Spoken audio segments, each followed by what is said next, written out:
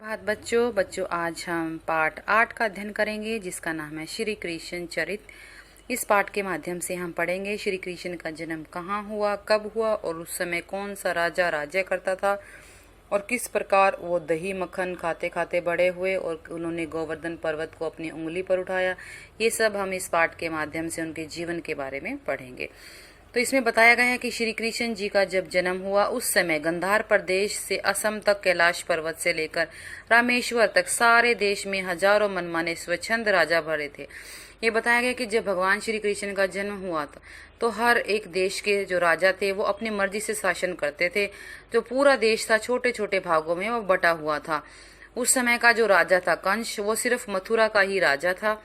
गोकुल और वृंदावन उसके अधिकार में नहीं थे, जबकि मथुरा और गोकुल का जो वृंदावन का अंतर है वो केवल 4 ही किलोमीटर का था। उस समय जो सारे राजा थे वो स्वेच्छाचारी और विलासी थे। स्वेच्छाचारी का मतलब होता है अपनी इच्छा से आचरण करते थे, अपनी इच्छा से राज्य का कार्य करते थे। और वो विलासी भी थे। विलासी मतलब भोग विलास का जीवन जीते थे, मदिरा पान करते थे, जुआ खेलते थे। उस समय हस्तिनापुर था जो, वहां पर भी कौरवों और पांडवों में हमेशा युद्ध होता रहता था। और उस समय असम के जो राजा नरकासुर थे वो भी अपनी मनमानी करते थे। और कंस जो राजा था वो बड़ा ही अत्याचारी था। मथुरा का जो उस समय का राजा था वो कंस था, वो बहुत ही अत्याचारी था। उसने अपने पिता को भी, महाराज उग्रसेन को भी जेल में डाल रखा था। और उस समय जो जरासंध राजा था वो पूरे देश पर अपना राज्य करना चाहता था। उसने 84 राजाओं को अपनी कैद में कर रखा था। अब जो कंस था वो मथुरा का उसका राज्य, मथुरा राज्य पर कोई अधिकार नहीं था। बात यह थी कि देवक और उग्रसेन थे जो वो 2 भाई थे। देवक की पुत्री देवकी थी और उग्रसेन का पुत्र कंस था। देवक बड़ा था तो नियम के अनुसार देवक की पुत्री देवकी को राजा बनना था, लेकिन उस समय जो भारतीय कानून था लड़की को राजा बनने नहीं दिया जाता था। लड़की का पुत्र जो था वो राजा बन सकता था। अब कंस को ये हुआ कि कहीं देवकी का पुत्र राजा ना बन जाए। उस डर से उसने अपने पिता को हटाकर ही खुद ही राजा बन गया। और उसने निश्चय कर लिया कि मैं देवकी के किसी भी पुत्र को जीवित रहने नहीं दूंगा। लेकिन जनता ये सारी बातें समझ चुकी थी। जनता ने सत्य और न्याय की रक्षा के लिए पूरा जोखिम उठाया। उन्होंने अत्याचार सहन किए और वह मथुरा के शासन का उत्तराधिकारी कंस को नहीं, देवकी के पुत्र को मानती थी। अब जनता जो है वो चाहती थी कि देवकी का पुत्र राजा बने, लेकिन जो कंस था वो बहुत ही अत्याचारी था। उसने देवकी को जेल में डाल दिया और उसके जब भी उसको पुत्र पैदा होता हर पुत्र को वो मार देता। लेकिन जनता उनकी रक्षा के लिए तैयार हो गई। जनता ने बहुत प्रयत्न किया कि देवकी के पुत्र की रक्षा की जाए। देवकी के पुत्र की रक्षा हेतु नंद ने अपने नवजात बालक को कंस की भेंट करने का मन बनाया। अब जब देवकी का 8वां पुत्र हुआ श्री कृष्ण जी, तो वहां के एक आदमी नंद ने ये सोचा कि मैं अब कृष्ण जी को अपने पास रख लूं, और अपने छोटे से नवजात बच्चे को उसने कंस की भेंट करने के लिए दे दिया, ताकि कंस को ये ना पता चले कि मैं जो मार रहा हूं वो देवकी का पुत्र है या किसी और का पुत्र।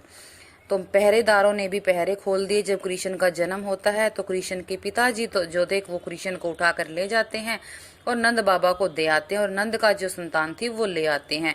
और कंस ने उस समय नंद की संतान को मार दिया। उसको लगा कि ये देवकी का ही पुत्र था, लेकिन जो देवकी का पुत्र था वो तो नंद बाबा के पास जा चुका था। अब जैसे ही कृष्ण भगवान जी थे जो वो बड़े होते गए, वो अपने मित्रों के साथ माखन खाते। और उस समय जब कृष्ण जी छोटे थे तो वहां का सारा मक्खन कंस के पास जाता था, लेकिन कृष्ण ने वो मक्खन कंस के पास जाने से भी मना करवा दिया। और वहां पर गोवर्धन पूजा की परिपाटी को जन्म दिया। अब वहां उन्होंने कहा कि गोवर्धन की पूजा की जाए। गौ के बड़े बिना और पुष्ट हुए बिना गोरस को बढ़ाया नहीं जा सकता। अब श्री कृष्ण ने कहा कि सारा दूध और मक्खन जो है वो गांव में रहेगा, और गायों को उसने बढ़ाने का निश्चय कर लिया। गोवर्धन पर्वत की रक्षा करने के कारण ही श्री कृष्ण को गोवर्धन पर्वत उठाने वाला कहते हैं।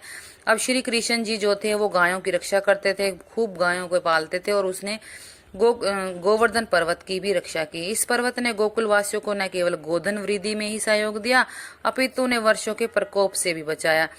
कृष्ण 16 वर्ष के हुए तो वे अपने नाना देवक के राज्य के पूर्व उत्तराधिकारी थे। अब जब कृष्ण जी थोड़े बड़े हो गए तो वो अपने नाना के पास गए जो देवक था, क्योंकि वो वहां के उत्तराधिकारी थे। मथुरावासी ने उन्हें बुलाने के लिए अक्रूर जी को दूत के रूप में भेजा। वे बलराम श्री कृष्ण का इंतजार कर रहे थे। कंस अब जिंदा नहीं रह सकता, फौज विद्रोह कर देगी, सिपाही प्रजा से जा मिले। गोकुलवासी नहीं चाहते थे कि कृष्ण बलराम उन्हें छोड़कर मथुरा जाए। अब देखो, सारी जनता चाहती थी कि मथुरा का राजा श्री कृष्ण बने, और कृष्ण और बलराम, जनता चाहती थी कृष्ण और बलराम मथुरा में आए, लेकिन गोकुल के लोग नहीं चाहते थे कि हम अपने बच्चों को, दोनों बच्चों को मथुरा भेजें। और जो वहां की प्रजा थी वो कंस से तंग आ चुकी थी। प्रजा चाहती थी जो राजा है वो कृष्ण जी बने। इस महान उद्देश्य के लिए जो कृष्ण ने था वो अपने संबंधियों को, अपने दोस्तों को छोड़ दिया और कंस के पास चले गए, क्योंकि उनको कंस की हत्या करनी थी। मथुरा निवासियों ने जय जयकार के साथ कृष्ण का स्वागत किया। जय जयकार की तीव्र से तीव्रतर हो गई। अब उसकी जय जयकार बढ़ने लगी। कंस के देखते ही देखते उस आवाज ने महल के चारों ओर से घेर लिया। अब जनता जो थी बड़ी जोर से श्री कृष्ण की जय जयकार करने लगी। अब कंस डर गया। उसने सोचा कि जो सारे व्यक्ति है वो कृष्ण से मिल चुके हैं। अब कंस के जिन अत्यंत विश्वस्तों ने कृष्ण की जान लेनी चाहिए वे निष्प्राण कर दिए गए। अब कंस के कुछ लोग थे जो कृष्ण की जान लेना चाहते थे, लेकिन कृष्ण ने उनको मार दिया। चानूर और मुस्टिक जैसे पहलवान को भी जान से हाथ धोने पड़े। कृष्ण आगे बढ़े, उन्होंने कंस को गर्दन से पकड़ा। कंस के प्राण पुखेरु उड़ गए। मथुरा ने सुख की सांस ली। अब कृष्ण ने कंस की हत्या कर दी और सारी जो जनता है वो सुख से रहने लग गई। कंस का वध करने के बाद कृष्ण बंदी गृह में गए, जहां पर उसके माता पिता को बंद किया गया था। अब कृष्ण ने अपने माता पिता को छुड़ाया, अपने नाना को गद्दी पर बिठाया। इस प्रकार कृष्ण ने ब्रज भूमि में सच्चे अर्थों में प्रजातंत्र स्थापित किया। उग्रसेन राजा नहीं थे, अध्यक्ष थे, परंतु मथुरा को स्वतंत्र कराकर भी श्री कृष्ण सुख चैन से नहीं रह सके। जरासंध की 2 पुत्रियां थी, अस्ति और प्राप्ति, कंस से ब्याही थी। जब वे विधवा होकर रोती पीटती अपने पिता के पास पहुंची तो जरासंध के क्रोध की कोई सीमा न रही। वह सेना सहित मथुरा पर चढ़ गया। अब जो जरासंध की पुत्रियां थी ना, वो थी अस्ति और प्राप्ति, जो कंस की पत्नी थी। अब वो अपने पिता के पास चली जाती है, जरासंध के पास। तो जरासंध को गुस्सा आ गया। अब वो मथुरा पर अपनी सेना के लेकर उसने आक्रमण कर दिया। आक्रमण करके भी वो जीता तो नहीं, पर उसने प्रजा को तंग कर दिया। तो 18वीं बार एक विदेशी राजा की सहायता पाकर उसने फिर चढ़ाई की। राष्ट्रवादी कृष्ण लड़े नहीं, अपनी समूची मथुरा को लेकर द्वारकापुरी में जा फंसे। अब जब कृष्ण को लगा कि जो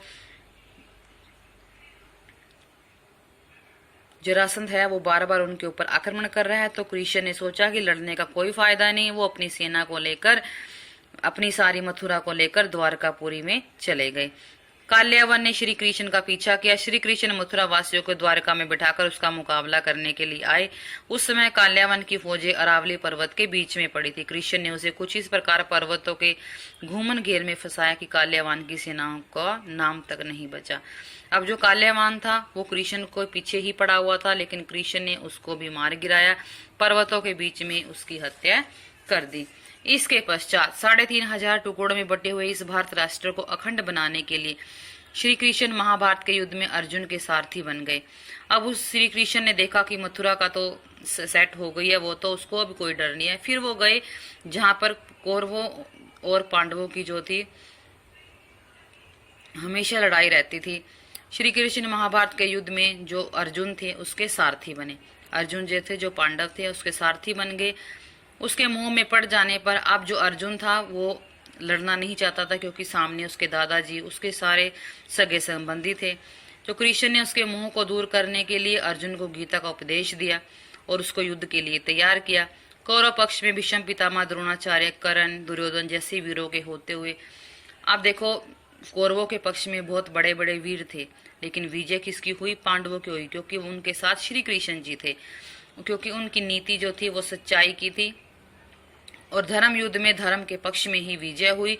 और इस प्रकार पांडवों की विजय हुई और पांडवों ने अखंडता प्राप्त की। अब पांडवों का पास उसका पूरा राज्य था, क्योंकि पांडव जो थे वो सच्चाई के साथ थे और धर्म के पक्ष में थे।